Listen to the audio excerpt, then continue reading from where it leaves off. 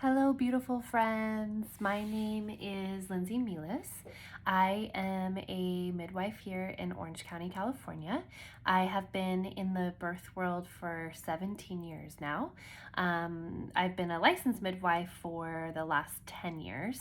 I've had all different capacities of birth. So I was a doula, I taught childbirth classes, I've seen birth in the hospital, I've seen birth at birth centers, and now, mainly for the last 13 years, I've been doing home births.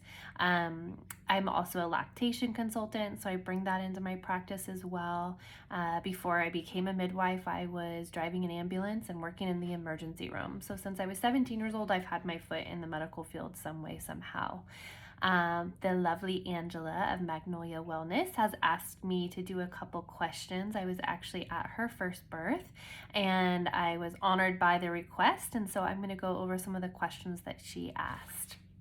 So the first one that she sent over, was what called you towards practicing midwifery, and how long have you been a midwife? So I already said how long I've been a midwife, but what called me towards practicing midwifery was the birth of my first child. So I have an 18-year-old, and her birth basically catapulted me into this world. So I had every intervention known to man with her birth. I was induced and my water was broke, and I had internal monitoring and cytotech and Pitocin, and ended up down the road of having a C-section. And during the C-section, the anesthesia wasn't working properly, so I actually felt a lot of the surgery.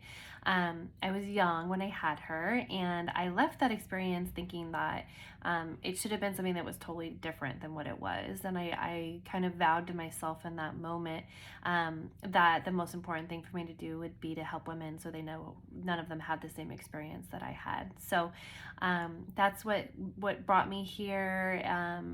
I had a baby that was born at home as well. My son, River, was born in our jacuzzi in the backyard. And I always say that even though that was the best birth because he was born at home, that my cesarean birth was definitely one that taught me the most lessons. So I thank my daughter all the time for the sacrifice that she gave me of her birth and the lessons that it taught me. The second question is, for those unfamiliar with midwifery, can you share what your role looks like during prenatal care, labor, and postpartum? So a midwife is a care provider in all senses of the word. You don't need another care provider. You don't need an OBGYN. In my office, I draw all the blood work. I have an ultrasound tech in the front room that does ultrasound scans for me. I have collaborating physicians that I work with, but 9 times out of 10 we don't have to call them, and everything is done up until the birth. So the prenatal care is done. Usually prenatal care is just standard, what's standard with obstetrical care. So we see each other every 4 weeks in the beginning, as we get closer every 2 weeks, and at the very end of pregnancy every week. Once you go into labor, we come over. I typically always bring another partner midwife with me or student, and we are with you for the duration of the whole labor and birth process. I should say active labor birth process. Postpartum, immediate postpartum, we are there. We bring basically all the same equipment that they would have in a standard labor and delivery room. So we bring all the anti-hemorrhagic medication, we have IV supplies, we have resuscitation equipment. All of that comes with us into your house. Once baby's born, the postpartum period is really about making sure that mom and baby adapt well together. We really let that kind of organically unfold. There's the natural breast crawl that happens. If mom tears at all, we are able to stitch at home. I bring all the numbing medication for that. So it's all encompassing, essentially, unless there's something that's high risk that comes up and risks somebody out. The follow-up postpartum is really beautiful as well. Typically we see each other every 1 to 2 weeks. Definitely the first few days after birth we come back to check in and make sure that breastfeeding's going good. But it really just kind of depends. All my care is individualized care. So if a mom's struggling and needs a little bit more help with breastfeeding, then we see her more frequently, whereas the more seasoned moms we see a little bit less frequently. Okay, so the next question is, what piece of advice can you share for a pregnant mom who is weighing out her birthing options? So most importantly, I will never talk anybody into a home birth. It has to be a conclusion that you and your partner come to. It's one of the most important decisions that you make. So a lot of people will do more research on hiring a wedding photographer than they do the birth of their baby. It's something that is really important. It will impact you and affect you for the rest of your life. There was a really interesting study that was done in an Alzheimer's home, and basically they went in and they talked to these women that had Alzheimer's. They could barely remember their children's names, but they could tell you the exact details of their birth. So it is something that definitely imprints and sticks with us, and it's a very important thing to make sure that you're getting the birth that you want to have. So the first things first is start to do your own research. There's some really good documentaries out there. There was one that came out in 2006 by Ricky Lake, the old famous talk show host, that's called The Business of Being Born. That's a really good starting place. There's also another one that's called Why Not Home, which is a documentary that was done a couple years ago, which basically goes through and follows different healthcare providers, from doctors to nurses, and why they made the decision to have a home birth. Starting there is a really good thing. Talking to different people. Don't ask for people's horror stories, because everybody will have a horror story to tell you about their birth, and most of the time it's from interventions that are caused in the hospital. So meeting midwives in your area, going through writing down your fears and going through all of those, and then just kind of seeing what works best for you and your family. The next question is, have you noticed a general openness and shift towards midwifery and empowered births? How do you continue to improve birthing conditions? Pre-COVID, I would say yes, there was a huge shift. We were definitely creating a collaborative care between hospital birth and home birth.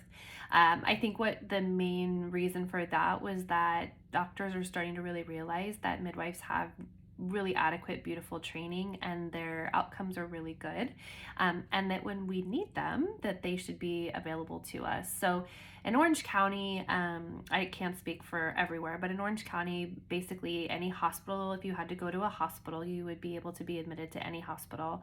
A laboring mom is considered emergency until they're stable, in which essentially means giving birth. And so there's laws that protect moms if there was ever a reason to transfer to a hospital. I have several different working relationships with OB, so for me it's a little bit easier. Fast forward to COVID, now we can't even get into the hospitals with our clients, which is really, really devastating for us. And so it's changed things a little bit. I feel like we've been taking a huge progressive step backwards, but that's just the state of the world right now, and there's not a lot that we can do about it. So hopefully all of this will be lifted soon, and we'll be able to keep marching forward to keep improving birth outcomes.